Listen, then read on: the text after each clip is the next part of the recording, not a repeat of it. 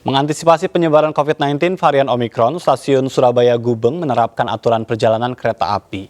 Calon penumpang usia 12 hingga 17 tahun wajib telah divaksin minimal dosis pertama. Aturan perjalanan kereta api ditetapkan di Stasiun Surabaya Gubeng, Jawa Timur menjelang libur Natal dan Tahun Baru. Pengetatan protokol kesehatan berlaku bagi seluruh penumpang kereta sebagai bentuk antisipasi penyebaran COVID-19 varian Omikron sesuai dengan surat edaran Menteri Perhubungan. Antara lain, calon penumpang kereta jarak jauh usia di atas 17 tahun wajib vaksin lengkap. Untuk calon penumpang usia 12 hingga 17 tahun minimal vaksin dosis pertama. Sementara calon penumpang usia di bawah 12 tahun wajib didampingi oleh orang tua. Untuk semua golongan usia harus menunjukkan tes swab PCR minimal 3 kali 24 jam atau tes swab antigen minimal 1 kali 24 jam. Calon penumpang wajib memakai masker, tidak bergejala sakit batuk dan flu, dengan suhu badan di bawah 37,3 derajat Celcius. Mulai 17 Desember hingga 1 Januari mendatang, PT Kereta Api Indonesia Daob 8 Surabaya mengoperasikan 33 perjalanan kereta jarak jauh dan 52 perjalanan kereta lokal.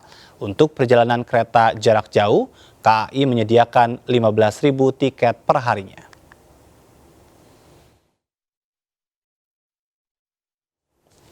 Sementara itu, menjelang libur Natal dan Tahun Baru, tren calon penumpang di Stasiun Pasar Senen, Jakarta Pusat mulai terjadi peningkatan, di mana PT Kereta Api Indonesia Daob 1 Jakarta menyiapkan 5 lokasi antigen untuk memudahkan pengguna jasa transportasi kereta jarak jauh.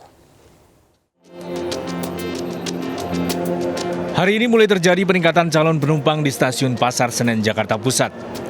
Menjelang libur Natal dan Tahun Baru, 4.500 calon penumpang diberangkatkan dari Stasiun Senen dengan 21 rangkaian kereta.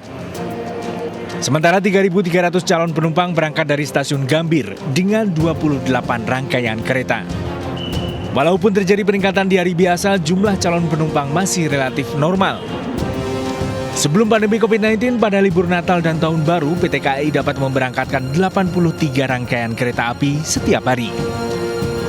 Calon penumpang didominasi rute perjalanan jarak jauh menuju Yogyakarta, Semarang, Surabaya, Solo, dan Purwokerto. Untuk mempermudah keberangkatan calon penumpang, PT KAI menyiapkan 5 lokasi tes antigen di Stasiun Gambir, Pasar Senen, Bekasi, Cikampek, dan Stasiun Karawang. Nah, untuk hari ini terdapat sekitar 21 KA yang berangkat dari Stasiun Pasar Senen dan sekitar 28 KA yang berangkat dari Stasiun Gambir.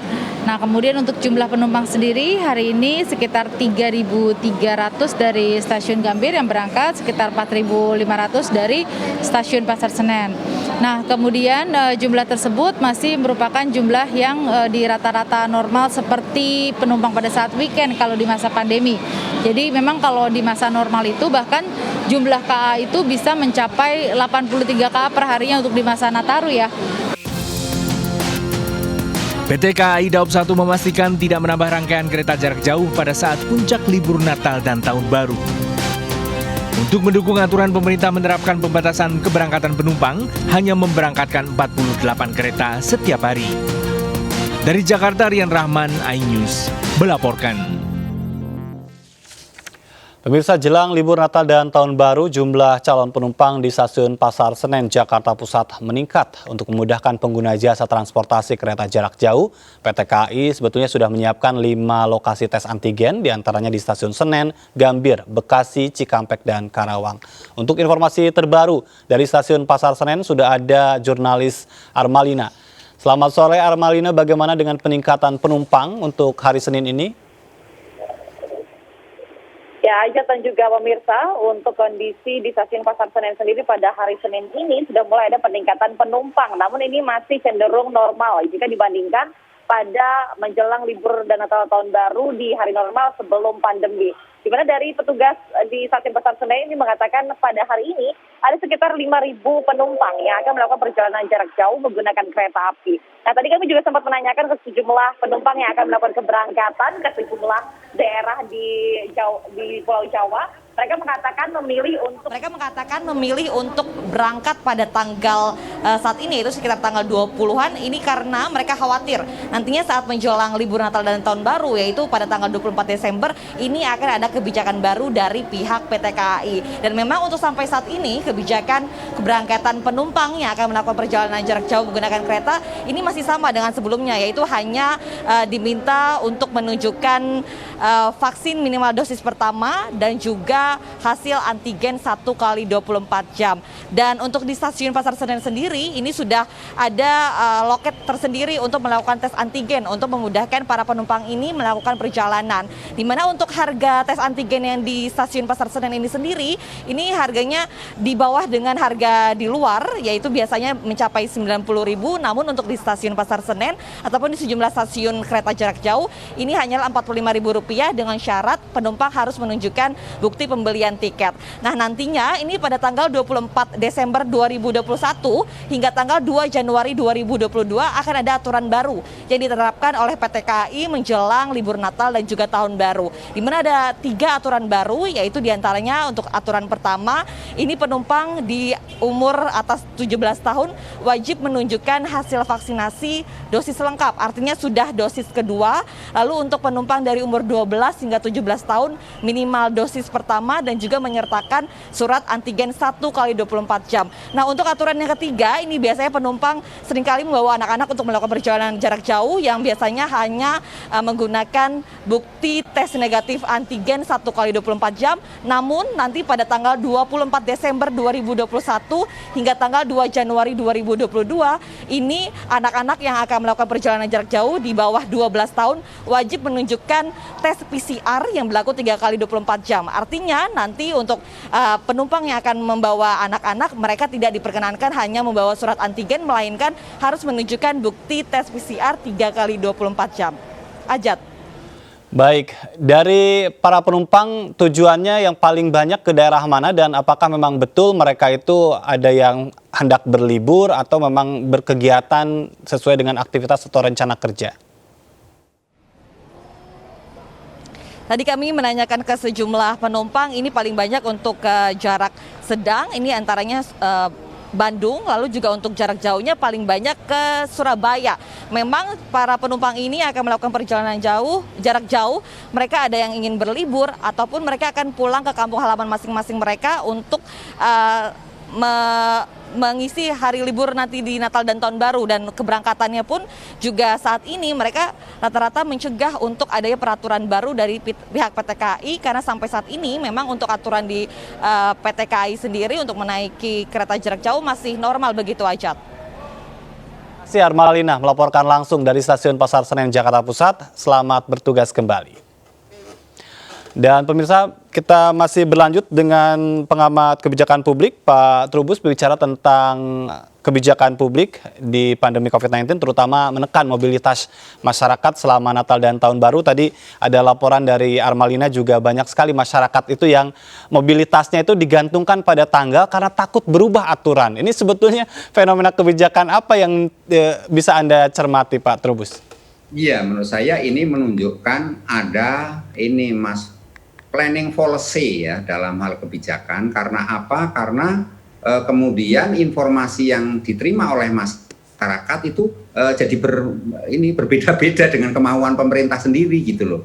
Jadi artinya di sini memang menunjukkan komunikasi publik yang kurang bagus, Mas. Artinya kalau baru dikatakan nggak maksimal, sehingga yang terjadi masyarakat ini melakukan aktivitasnya ataupun bermobilitas sesuai dengan persepsi yang diterima oleh masyarakat itu sendiri. Dan di sini kemudian harusnya peran pemerintah kan harus memberikan satu ketegasan di dalam kebijakan itu, sehingga kebijakan itu tersosialisasi secara baik dan terinformasikan dengan baik, dan masyarakat ini kemudian mematuhinya. Kalau seperti ini kan jadi malah semacam semrawut gitu ya, karena kemudian tujuan kita untuk mengendalikan penularan COVID Omikron terutama ini jadi makin tidak terarah, makin tidak jelas harus bagaimana lagi, karena masyarakat kemudian mau tidak mau sudah berbondong-bondong melakukan mobilitasnya. Itu yang pertama. Yang kedua, memang ini menunjukkan juga lemahnya lemahnya pemerintah di dalam melakukan pengawasan. Nah, pengawasan yang lemah ini menyebabkan masyarakat merasa bahwa situasinya sudah aman, sudah terkendali, tidak ada COVID lagi, tidak ada yang ditakuti, kemudian mereka melakukan aktivitas sesuai dengan prinsip-prinsip ataupun pengetahuan yang dia miliki oleh masyarakat itu sendiri, Mas, gitu. Yang ketiganya dari sini memang persoalan ada ini dari sisi ini akuntabilitas publik ya. Jadi artinya pemerintah sendiri tidak menunjukkan akuntabilitasnya terkait dengan kemungkinan potensi penularan, sehingga nanti kalau misalnya terjadi lonjakan penularan atau horor, itu pemerintah seperti hanya akan menyalahkan pada pihak lain, atau di situ kemudian kemungkinan kesalahan ditumpukan kepada daerah, Mas. Ini persoalannya kan di mana ini khawatirnya daerah juga akan menyalahkan kepada pemerintah pusat. Jadi saling menyalahkan kalau begitu ya. Menyalahkan. Ini yang kita khawatirkan di sini, Mas, dan masyarakat dijadikan objek aja dalam hal ini sebagai pihak yang dianggap orang yang tidak mau ikut aturan atau tidak patuh atau tidak taat gitu loh. Baik, tapi kalau berbicara tentang beberapa policy yang tadi Anda sampaikan, ada planning ya, tanggal sekian akan diberlakukan ini, tanggal sekian akan diberlakukan itu. Sebetulnya itu dalam rumusan pembuatan kebijakan hal yang baik atau kurang tepat? Ya kurang tepat, itu kurang tepat, Mas. Jadi kalau ada kebijakan itu kan membuat pakai teori namanya skenario planning. Skenario planning itu kan ini jangka pendek, ini jangka menengah, ini jangka panjang gitu, dengan segala konsekuensi yang harus diterima. Nah, tentu untuk penentuan tanggal sekian ataupun minggu sekian atau bulan depan misalnya, itu kan berdasarkan basisnya data gitu loh. Nah, ini kalau seperti ini yang berubah seperti ini menunjukkan pemerintah sendiri nggak punya data, Mas, nggak pede gitu, nggak punya bahwa kebijakan yang diterapkan ini merupakan kebijakan yang benar, kebijakan yang nanti akan diterima oleh masyarakat. Justru kalau seperti ini kan masyarakat jadi kontraproduktif ya, karena masyarakat kemudian mengikuti kemauannya sendiri, dan disinilah kemudian langkah kita untuk mengendalikan penularan COVID jadi kurang terarah gitu, Mas. Baik, singkat saja Pak Trubus, masukan untuk juga kita kan punya semangat yang sama sebetulnya ya, pemerintah ingin juga masyarakatnya sehat, pun juga masyarakatnya juga sebetulnya ingin juga mendukung upaya nyata pemerintah. Tapi kebijakan apa yang harusnya bisa lahir di new normal ini? Kalau kebijakan yang lahir menurut saya kebijakan ini, Mas, lockdown lokal. Jadi lockdown lokal itu kalau nanti ditemukan di satu tempat ditemukan orang terpapar COVID atau warga kita terpapar COVID, tempat itu harus di lockdown, harus ditutup dulu sementara sampai 3 hari atau 4 hari atau seminggu misalnya, tergantung kondisinya. Itu yang paling pokok di situ. Baik. Yang kedua, pemerintah harus melakukan namanya policy adjustment, Mas. Jadi policy adjustment itu satu kebijakan yang menyesuaikan dengan kondisi yang ada gitu loh, ya. Bisa diantisipasi secara cepat, tetapi ya itu tadi faktor tata kelola itu harus betul-betul siap dalam arti infrastrukturnya, Mas, infrastruktur untuk menerima layanan. Dan di sini juga kebijakan yang terkait dengan aplikasi pelindung lindungi juga harus dioptimalkan, Mas, agar mereka yang kategori merah atau hitam itu segera ada tindakan atau langkah-langkah sehingga di situ bisa di tracing ataupun di testing juga kan. Jadi tes juga harus dimasifkan lagi nih, Mas, untuk tes kaitannya dengan inilah ya, perjalanan terutama mobilitas ya, itu tes antigen atau tes PCR kalau perlu juga harus diberlakukan, karena memang tujuan kita kan mengendalikan COVID agar COVID ini tidak merajalela atau horor seperti tahun-tahun sebelumnya, itu aja. Baik, terima kasih Pak Trubus Rahardiansah, pengawat kebijakan publik, sudah berbincang bersama kami. Salam sehat. Salam sehat. Dan pemirsa, ini berkaitan dengan keperluan pemeliharaan rutin Jembatan Suramadu. Hari ini akan ditutup selama 2 jam, mulai pukul 11 malam hingga pukul 1 Selasa dini hari. Selama penutupan Jembatan Suramadu, di mana pihak ASDP menyediakan kapal feri untuk penyeberangan.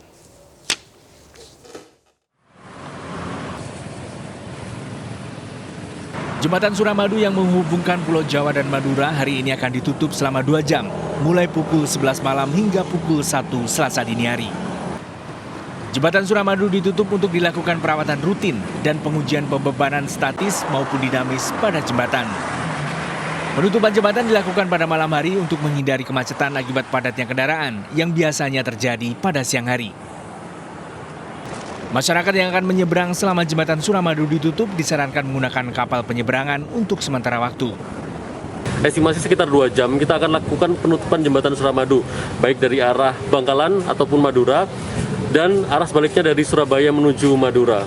Kami sudah berkoordinasi dengan pihak ASDP, akan disediakan penyeberangan kapal feri baik dari Kamal maupun Surabaya. Tetapi kalau untuk yang tidak urgent, saya rasa lebih baik untuk tidak melakukan aktivitas pada saat malam tanggal 20 di jam 11 sampai dengan jam 1.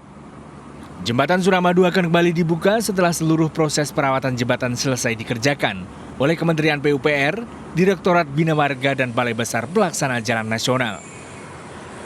Dari Madura, Jawa Timur, Taufik Syahrawi, iNews melaporkan. Informasi penting lainnya masih akan kami hadirkan usai jeda, tetaplah di MNC News.